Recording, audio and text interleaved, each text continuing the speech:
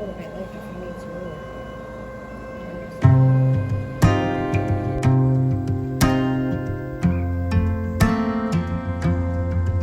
Yay! Oh, you're so beautiful. Huh? Huh?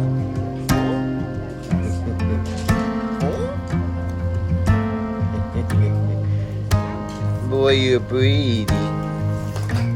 You're so pretty.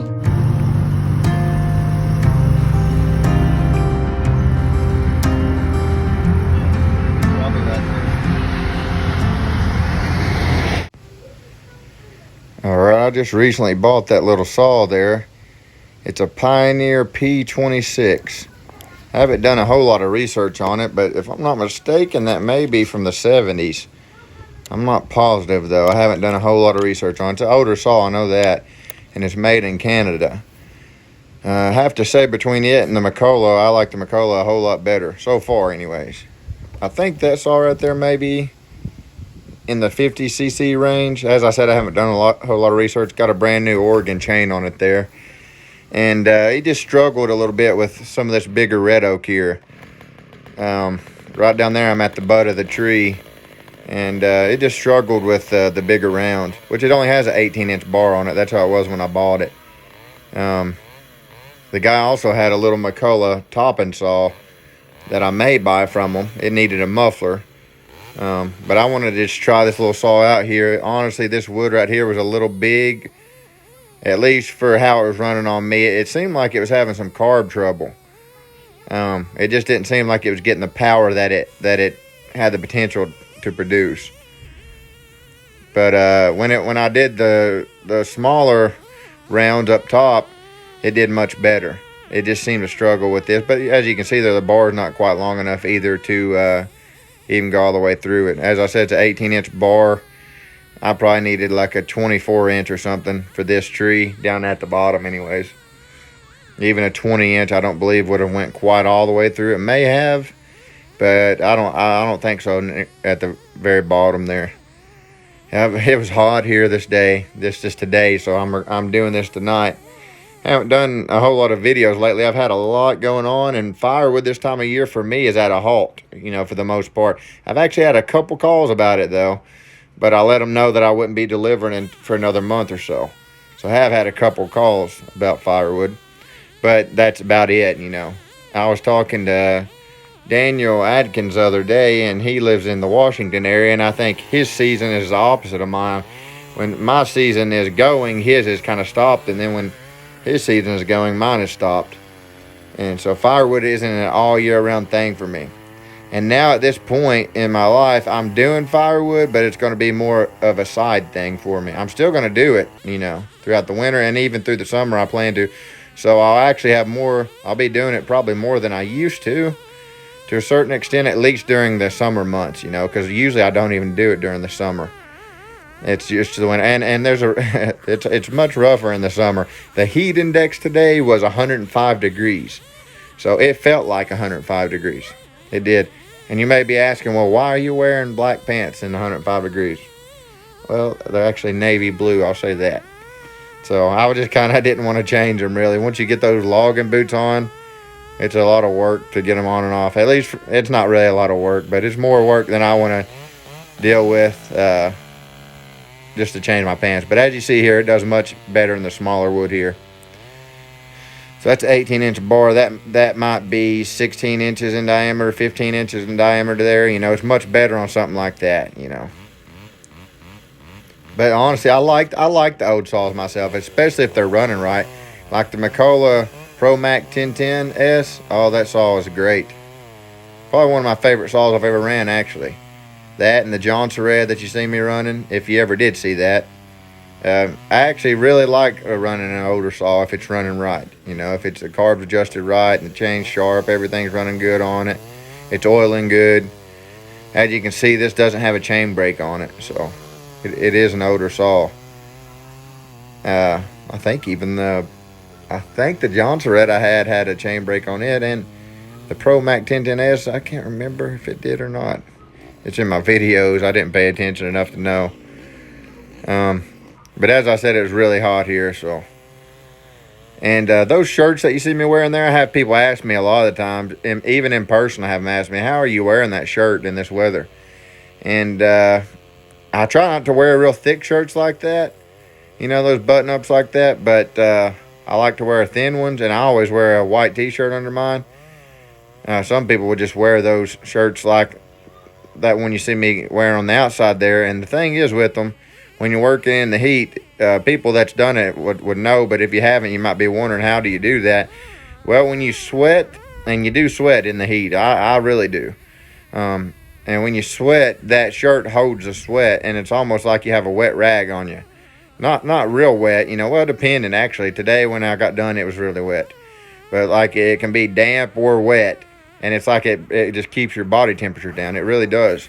So that's how I explain that to them when they ask me, how are you wearing that big long sleeve shirt like that? I do roll my sleeves up a little bit, quite a bit. I hate my sleeves being down to my wrist. I never have like that, so I'll roll my sleeves up, as you see me always doing probably in my videos. And as I said, once it gets wet, it kind of just helps to keep your body temperature down. It really does. But as I said, I think it was in the 90s. 92 was a high today here in Kentucky, which is very hot. So we're around the hottest months of the year right now, July and August here in Kentucky. That's around the hottest months of the year. And so, but as I said, the heat index was 105. So the humidity in Kentucky is very bad too. It's like it just sucks the moisture out of your body. It ain't just the sun, you know, feeling the heat of the sun. It's the humidity too. And in Kentucky, the humidity, it seems to me, can get pretty high. And as I said, it just drains the moisture out of your body. So it's very important to stay hydrated when it's like that. But as you can see here, that little saw it's kind of fun to play with. And I'm planning to get me another big saw here soon. Probably bigger than any saw I've ever had. And I'm debating on what I'm going to get, honestly. Like, I'm thinking about getting a Husqvarna. I really am. I'm not the kind of guy. Okay, I'll stop right here and kind of explain this. This tree here that's down right now, well, here's a couple L8s. That's my favorite pop in the world, and that pop right there is made here in Kentucky. As you can see right there, Winchester, Kentucky. I think they started making that in the 20s, and that is my favorite pop. I've never had a pop that even compares to that. It's kind of ginger and citrus together. Some people love it, and some people hate it. I absolutely love it. I was raised on it as a little kid. My kids like it. My wife likes it. I drank actually Diet L8 because I drank Diet Pop. But right there, I was drinking regular. And out here, I'm showing that handle that I got from Gary, too, just to show that I haven't even nicked it up. As you can see there, it doesn't have any marks on it. I know how to swing an axe, you know, and I have for quite a while now. I've been doing it long enough to learn, and I can owe a lot of that to watching other people, you know, that I've learned from. And then also just using that Fiskars for quite a while, for so long. You know, I've learned how to not bust up an axe handle. And it's really not too hard to do once you learn how. Kind of just working your way on the outside. And if you do reach over, use the flick. Or if you're not going to do that, then walk around and stay on the outside of the wood, you know, is my recommendation.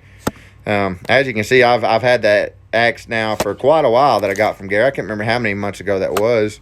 6 or 7, something like that. You know, I was looking the other day. It surprised me. We've been on YouTube almost a year now.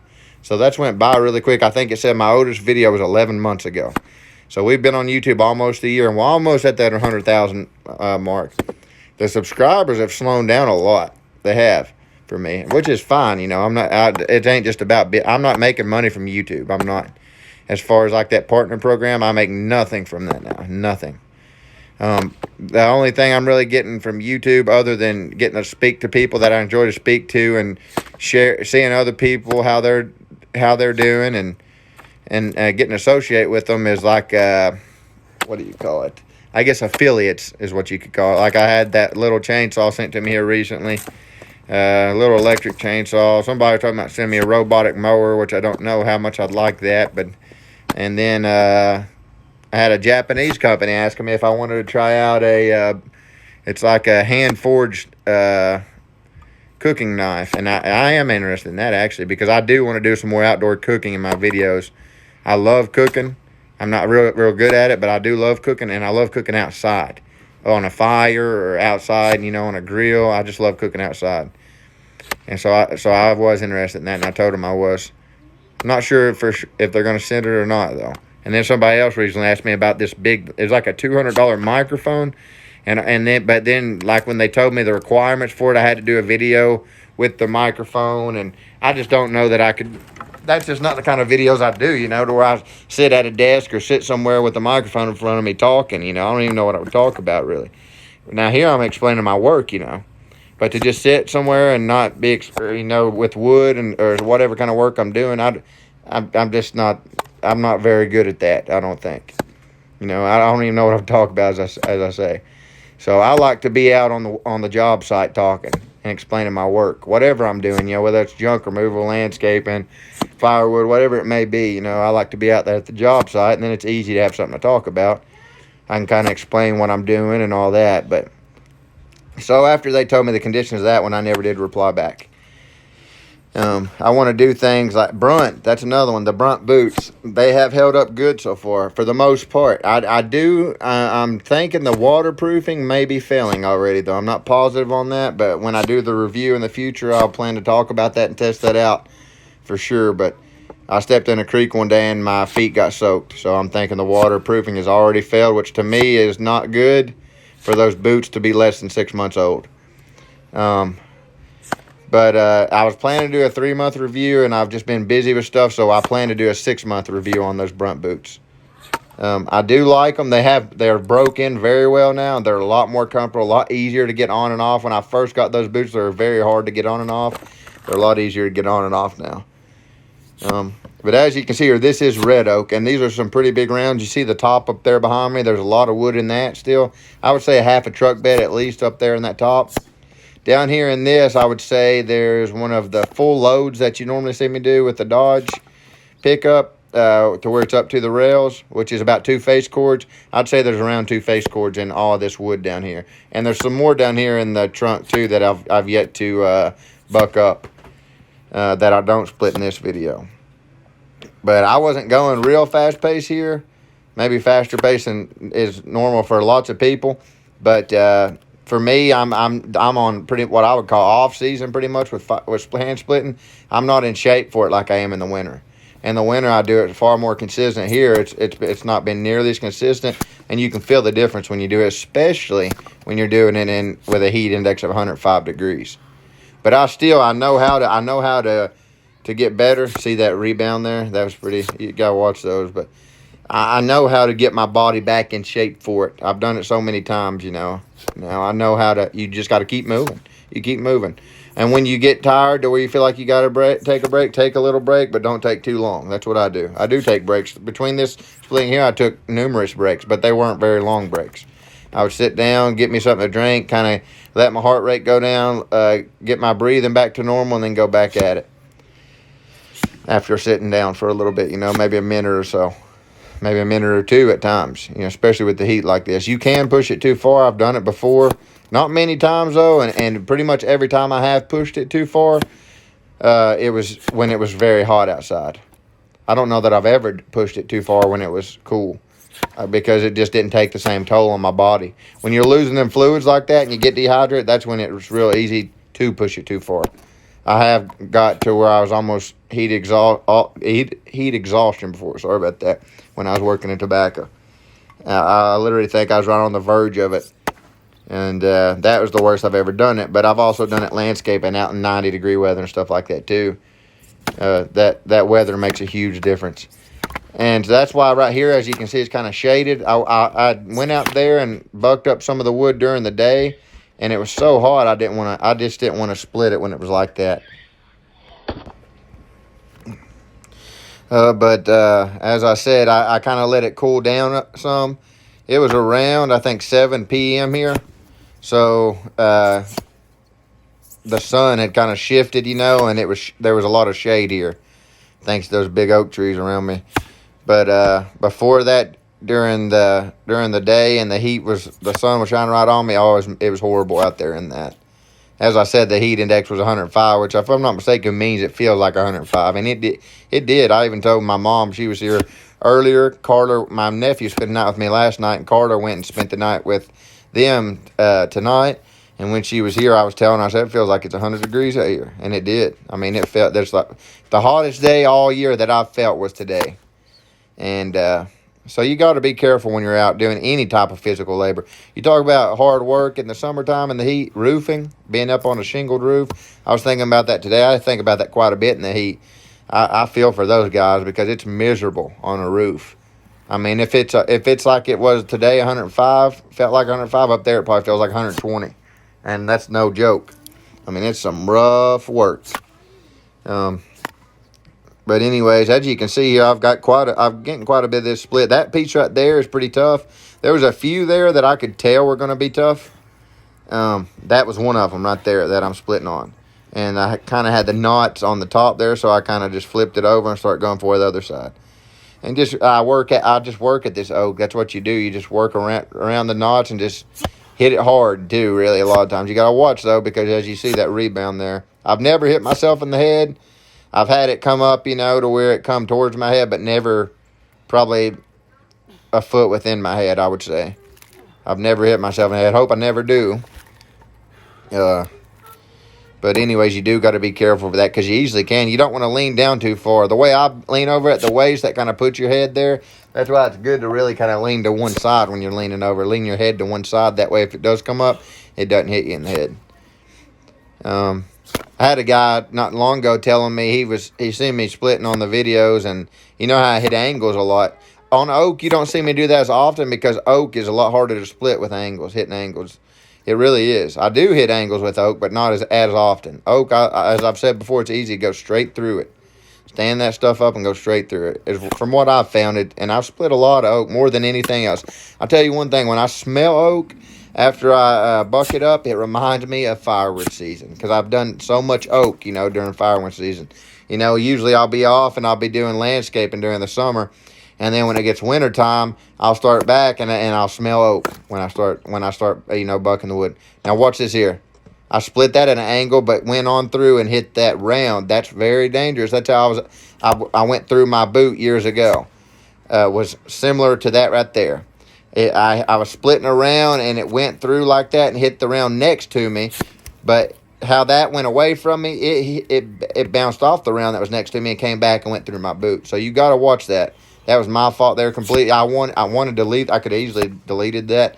I wanted to keep that in the video to show you. You got to watch for stuff like that. And some people may know that. Some may not. But you always got to be aware of where your shots are going to end up when you're splitting from angles. And I just wasn't paying attention there, honestly. Just tired and just moving. And that's when it can be the most dangerous, when you are tired and not paying attention. So you've got to watch for stuff like that. But a guy was telling me not too long ago, he seen me on splitting from angles, and he was saying there's just some ways you shouldn't be swinging an axe. And, I disagree with the guy entirely, but he has the right to his own opinion. Well, I agree. I won't say entirely. I agree that there are ways you shouldn't be swinging an axe if you're not comfortable, for sure. Swinging from angles and stuff like that is not for everybody. You hit yourself in the leg or something like that, you could end up dying. You've got a main artery in one of your thighs, Who's to say you don't hit that artery and bleed to death? It could easily happen, honestly. So it's not. I won't say I disagree entirely with him, because I don't think that everybody should be swinging an axe the way that I do. And I'm not claiming to be like the best at splitting wood. As I said this before, and I wasn't trying to toot my own horn when I said it. I said something to the nature of, as far as hand splitting wood goes, I feel like I am almost on a professional level, because I've had so much experience in it and I feel that comfortable with it. There's many things I don't, but hand splitting is one of the things that I do. But even then, when you feel very comfortable with something, you can still easily hit yourself if you aren't careful. But as I was saying, I disagree with them as far as there's some ways you shouldn't swing an axe. I feel comfortable swinging an axe just about from every angle, whether I'm swinging left, whether I'm swinging right, down, swinging like at an upward motion. I feel comfortable swinging an axe at most angles. That's why, and I'll tell you this, if you get comfortable swinging an axe like that, it will save you a lot of time and energy, but you've got to be safe doing it. As I've said before, you got to be aware of where your legs are at all times. Where that strike, if you go through the wood, as I did earlier, where that axe is going to end up once you get through it. And that's what I swung earlier, and it kept going, and it hit that round, and you seen the axe fly out of my hand. And so you've always got to be aware of that when you're splitting from angles, especially. But I'm telling you one thing too: if you get comfortable at splitting from angles, You won't have to walk around so much to get the right angle. You'll have an angle many times at whatever position you're in. And if not, then you can give that wood a little kick, or you can take a step to the left or to the right. You won't have to walk around a whole lot to get an angle, because you'll be so good at getting an angle from many positions. And it makes it much more enjoyable too. And for me, like as far as talking when I'm hand splitting, you don't see me do that a whole lot, because this is the way that I've always split wood right here. Now I've been doing YouTube now for the past almost a year, as I said, and you'll see me do that video sometime talking, but you got to think too, I'm used to not doing that. I'm used to splitting for production. That's how I'm used to splitting. I'm not used to using a log splitter to get a lot of wood. That's how I get it right here, what you see. And so I'm used to going out, not talking really at all, unless I have my brother with me or something. And even then we don't really talk when he was with me. I would buck it up and he would kind of split it. Once I got enough bucked up for the load, I would go join him splitting, and he sometimes would take a break while I was splitting, and then while I was splitting, he would load it up. But so when you're talking a whole lot and you're splitting for production, you're using your breath, and that breath is very valuable when you're splitting for production. So that's why when you see me go out there and split, I just go at it, And I know many people don't do that. I know, and I'm learning that more and more, because I've had many people tell me, you're one of the only ones I know that still does it like that. And I love doing it like this, and I'll plan to always do it like this. And I may not always be doing firewood as such I probably won't actually always be doing firewood as like a main source of income in the winter. Now, for the last 4 years or so, it has been for me. But from here on out, it's not going to be the main income source for me in the winter. I'm going to be doing other things as well. But I do plan to continue doing firewood in the winter and in the summer. So that's going to me doing it in the summer is going to make up for the lack that I'm going to be doing in the winter going forward from here on, because normally it's full-time in the winter. It's not going to be as full-time in the winter from here on for me. It's not, because things have changed for me here recently in a good way, as far as like the type of labor I'm doing and everything. I won't get into that too much, but I'll say this much: I won't be doing landscaping anymore as a career, in the summer. The landscaping for me is pretty much done, and that was a hard decision for me to make, to be honest with you. True. It was. I did it for around 4 or 5 years, around 4.5 years or so. And I did enjoy it, but I quit with the mowing in the last year or so, and doing that made it to where it just wasn't very consistent. The landscaping was hit or miss, it was here and there. The mowing was, every week you had that. And part of why I quit with the mowing was I just didn't like the driving, to be honest with you. I was driving between 3 counties, and I'd do 1 yard, jump in the vehicle, go to the next, it was all day. Now, when I did it for the man that I did it for before, the commercial company, we were at the place pretty much all day. We were at Derby horse farms. We were at soccer fields, and I liked that. I loved that. But as far as driving around all day, I never did like that. So I thought, well, I'm tired of doing this. I'm not going to do it anymore. I'll try landscape and see how that goes. And it just wasn't real consistent. And what I've got now, honestly, I like probably even more. I don't know that I'll get into it too much. I mean, not that it's a big deal to. Maybe I will later even, explain that. But I'm doing something else full-time now, that in the summer and in the winter. And it's a good paying job, and I enjoy it. But I'm also just still going to still keep doing the firewood in the summer and in the winter. And I've got some big plans with the firewood, honestly. This season, I'm hoping to have a dump truck. I sold my Dodge. That's why you haven't seen it for a while. I sold that Dodge.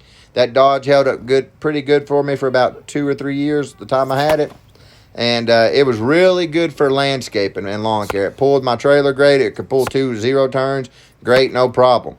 But when you filled that bed full of oak and you had that much weight in it, the truck just wasn't made for that. It was a half ton. And so I ended up replacing the rear end in it twice. And then here recently, the last thing that happened to me, the clutch went out on it. And after that, I said, all right, I'm done messing with this thing, and sold it.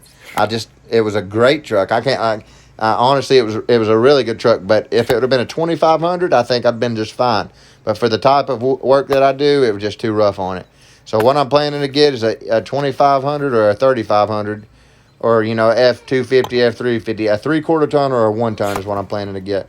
But what I'd really like to get, honestly, is a 1 ton dump truck. I don't want a big heavy duty dump truck, that's like the kind you see them delivering gravel with and stuff like that. I just want a single axle maybe 1 ton dump truck. And it doesn't have to be a newer model or nothing like that. I'm not even planning to get a newer model. It'll probably be an older model, actually, because I find them quite a bit that have low miles on them, you know, where people just use them on the farms and stuff. And that would make things so much easier for me as far as getting the wood home here and delivering it and everything else. And so that'll change things for us a lot. But I do plan to do some more firewood adventures soon. The firewood season is going to pick up here soon, and I plan to do that. I've got lots of plans with firewood still. I love firewood. I plan to as I've said before, I plan to always keep doing it. It's not going to be my main source of income no more, though, because now I've got a better paying job that takes quite a bit of my time, and I'm very happy for that, honestly. I'm very thankful for it. As I said, it was a hard decision to make, but I don't regret it. I'm happy with it. Firewood, I plan to keep doing, though. Firewood is something I love. It's something I really enjoy. I love hand splitting. I love working with firewood. I love, even today, just smelling the smell of that oak. It brought back memories, you know, of starting the firewood season. It did, you know, when I was bucking the oak up and I could smell the sawdust from it, it just brought back memories of the firewood season. Every year, I smell that oak. And it's good memories, you know. It's great memories. I love firewood. I like doing firewood much more in the winter, and I've said that many times before. I do. But I'm going to do it in the summer and in the spring and in the fall and in the winter. I'm going to be stacking my wood, you know. So I'm very excited about the future going forward with firewood. And Carter as well. He's hand splitting now and stuff, you know. And I'm not going to get a log splitter. I'm not to offend nobody with that. I've said it before. I love hand split, and I will continue to hand split for production. And I can get a high production, and I plan to do a video on that, actually. But what I was wanting to do, really, I was wanting to get the dump truck first. That way I could bring a lot of rounds home. Enough rounds to do at least 3 full cords, because I'm going to make a video one day, Lord willing, I plan to do this, of doing 3 full cords in a day and showing you, you know, that I can do that with hand splitting. And I may be able to do 4 or 5 full cords in a day if I've got the wood bucked already and stuff, you know, and ready to go. I don't know. That would be pushing it. I'm going to push, but I'm going to push it. I'm going to push and see what I can do. There's a video on here of me doing a full cord of wood in just a little over an hour. But now that drains you too, so, you know, the next cord I might not do in an hour. It might take an hour and a half. Then the next cord, I know I could do 3 a day before, and I still think I can do 3 full cords in a day hand splitting. But I believe I can do 4 or 5. I really do. And so in the future, that's going to be a video I plan to do. I'm going to try to get a bunch of rounds, you know, that are already bucked up, bring them here at home, and just put a video of me going at it. And I don't know if I'll speed that up, or I probably will, but I'm going to show you the whole process of me doing it. I probably will speed it up because it'll take so many hours, you know, to do that. It's a lot of wood. Some people don't realize how much wood a full cord really is. It's a lot of wood, a full cord is. It's a whole lot of wood. It's 3 6-foot truck beds loosely thrown in is around a full cord. Usually, if you loosely throw the wood in a 6-foot truck bed, like I had on my Dodge, if you loosely throw it in, you know, just up to the bed, the metal bed of the truck, that's around a face cord of wood. It takes 3 of those to make a full cord, which is a lot of wood. But I do plan to make a video on that. And as you can see here, I got quite a bit of wood split here this day, especially in the heat. And I wasn't out there very long, honestly. I really wasn't. Wasn't going at a real hard pace either. Going at a real hard pace in this kind of heat right here, if you ain't careful, you're going to be put down. So I did pace myself, but I tried to stay pretty consistent as well. As you can see, too, that axe I got from Gary, that thing is solid as can be. Gary does a great job putting axes together. If anybody needs an axe, I'm guessing he's still wanting to sell them. He has a lot of axes, and I'm not joking when I say it. He does a fantastic job putting them together. The man does. The head on that axe right there is I think around 5 pounds. I think that's a 32-inch handle, if I'm not mistaken. Gary can correct me if I'm wrong if he sees this, but and that handle is, I will say, is the best handle, the most comfortable handle I've ever used. It is. It's the most comfortable handle. It's thinner.